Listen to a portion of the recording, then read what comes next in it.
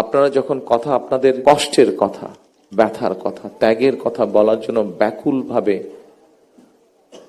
সকলের দৃষ্টি আকর্ষণের চেষ্টা করছিলেন, অস্থিরভাবে প্রকাশ করছিলেন নিজের মনের কষ্টের কথা, তখন আমি এবং নজরুল ইসলাম খান সাহেব বসে একটি সিদ্ধান্ত গ্রহণ করেছি, যা উনি আপনাদের সামনে তুলে ধরেছেন।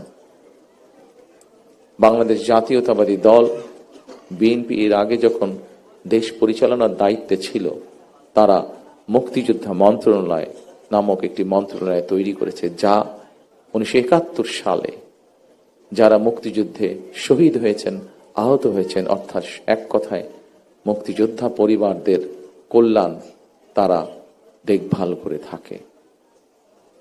আমরা সিদ্ধান্ত নিয়েছি যে ইনশাল্লাহ বাংলাদেশের মানুষের সমর্থনে বাংলাদেশ জাতীয়তাবাদী দল আগামী দিনে সরকার গঠনে সক্ষম হলে এই শহীদ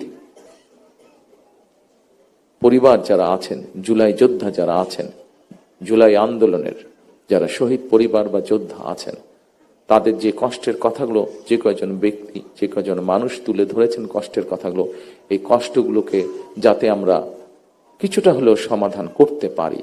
যাকে আমরা হারিয়ে ফেলেছি তাকে তো আমরা ফিরিয়ে আনতে পারবো না, কিন্তু যারা পেছনে রয়ে গিয়েছেন সেই পরিবারের সদস্যদের বিভিন্ন সুবিধা অসুবিধাগুলো যাতে দেখভাল করতে পারি এই মুক্তিযোদ্ধা মন্ত্রণালয়, কারণ তারাও একজন মুক্তিযোদ্ধা, তারাও আপনারা মুক্তিযোদ্ধা হিসাবে আপনারা গণ্য।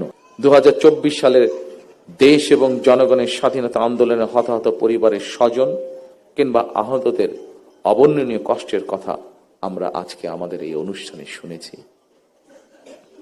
তাদের এই কষ্ট কোনো কিছু দিয়ে মোচন করা সম্ভব নয়, কারণ আমিও জানি স্বজন হারানোর বেদনা কতটুকু।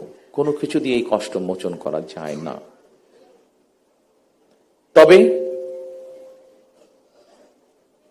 দুইভাবে আমরা গণ অভ্যুত্থানে আহতদের ক্ষতিপূরণ দেওয়ার চেষ্টা করতে পারি। এক, রাষ্ট্রীয় উদ্যোগে তাদের সর্বোচ্চ চিকিৎসা নিশ্চিত করা। দুই, সম্মানিত উপস্থিতিবৃন্দ, আগেই বলেছি আমি